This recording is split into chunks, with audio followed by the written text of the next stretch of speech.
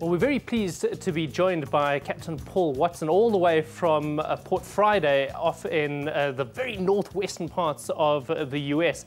Paul, thank you very much for joining us. Oh, thank you. You are the founder of Sea Shepherd. For those South Africans who are not familiar with the organization, just tell us a bit about it. I founded the Sea Shepherd Conservation Society in 1977 because I felt there was a need for an organization to intervene against illegal activities to uphold international conservation law. We have all the laws and treaties we need. There's just simply no enforcement. With that has come a huge amount of controversy. I have heard you described as eco-terrorists by some nations. Yeah, we get called a lot of names, but my response to that, look, either arrest me or shut up. You know, I mean, we've been doing this for 30 years, over 30 years, and we haven't been convicted of any felony. We haven't been sued. We haven't injured anybody. So they can call us pirates or criminals or eco-terrorists, whatever. But the fact is that the reason we don't go to court and get convicted of any crimes is because we target criminals, poachers. But your most high-profile operation certainly is your interaction with the Japanese whalers down in the Southern Ocean. I understood that they were allowed a certain quota of whales each year? Yeah, they give themselves their own quota. The International Whaling Commission doesn't give them that quota.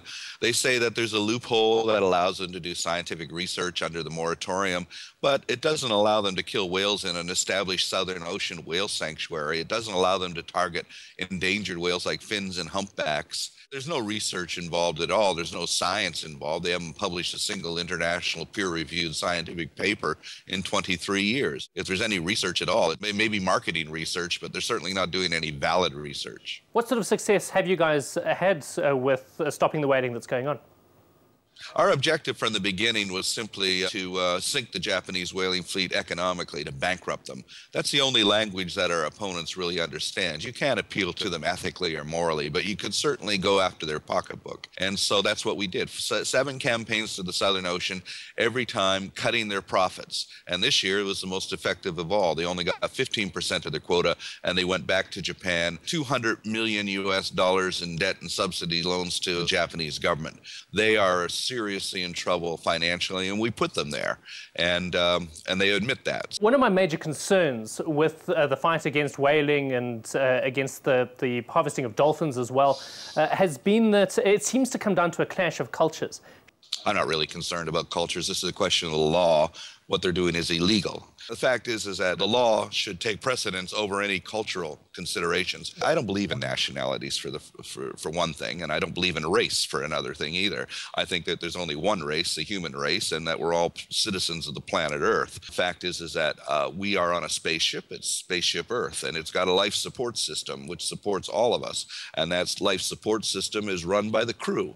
And we are not the crew. We're passengers. We're just having a good time entertaining ourselves. We've got to protect our crew, but right now we're destroying our crew, and the crew are bacteria and insects and fish and worms and all of those creatures that run everything for us, that provide us with the air we breathe and the food we eat, and take care of all of our waste. And right now we're in a major extinction event. We're going to lose more species of plants and animals between the year 2000 and the year 2065 than we lost in the last 65 million years. And we will be responsible for that. And those species are our crew. And if they die, we die. If the fish die, the oceans die, and the oceans die, we die. It's as simple as that.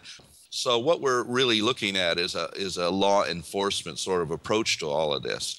Now, we wouldn't have to do this if the governments would just uphold their obligations to the treaties that they've signed and protect our oceans. But out beyond that 200-mile limit, it's pretty much free-for-all, and anybody can do whatever they want because there's no enforcement agencies. Well, we have joining us here in studio the South African representative of Sea Shepherd, David Oosthuizen. How did you get involved in Sea Shepherd? Well, you know, Simon, we've just pretty much heard Paul talk about the passions of individuals, you know, taking up the local sort of, you know, challenge in the country.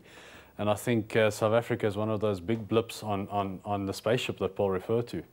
As you would have seen maybe by some of the films that have been out lately, you know, there's a lot of sort of votes that are being purchased by the Japanese government all around the world, you know, by naming, for instance, to support them on whaling as well as dolphins, you know, and South Africa has kind of been advocating that they are against whaling. But yet, you know, this year's International Whaling Commission is going to be very interesting to watch because last year it was kind of deadlocked. The year before it held with one vote. And we're not quite sure what this year is going to bring, you know, if it's going to have enough votes to sway it in favor. Let me just bring Paul in there quickly, because I think, Paul, you alluded earlier to the fact that you guys do make enemies of nation states sometimes. You have fairly aggressive and adversarial tactics. Are you actually asking your volunteers ever to break the law, though? No, we operate within the law. 2 years ago, I was giving a lecture at the FBI Academy in Quantico, Virginia, when one of the FBI agents says, well, Sea Shepherd's walking a pretty fine line when it comes to the law.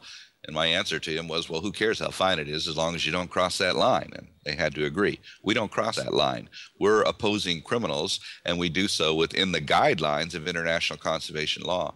David mentioned The Cove. That was a show that we promoted extensively on 50/50 in our last season. What is the update there? What we managed to do by just being there every single day and keeping them under constant observation is that the kill quota has been cut in half. So they took about 800 dolphins this year as opposed to about 1,600 to 2,000 that they usually take. And you, of course, can go through to our Facebook page and give your own views on what you think of the way that Sea Shepherd conduct their operation.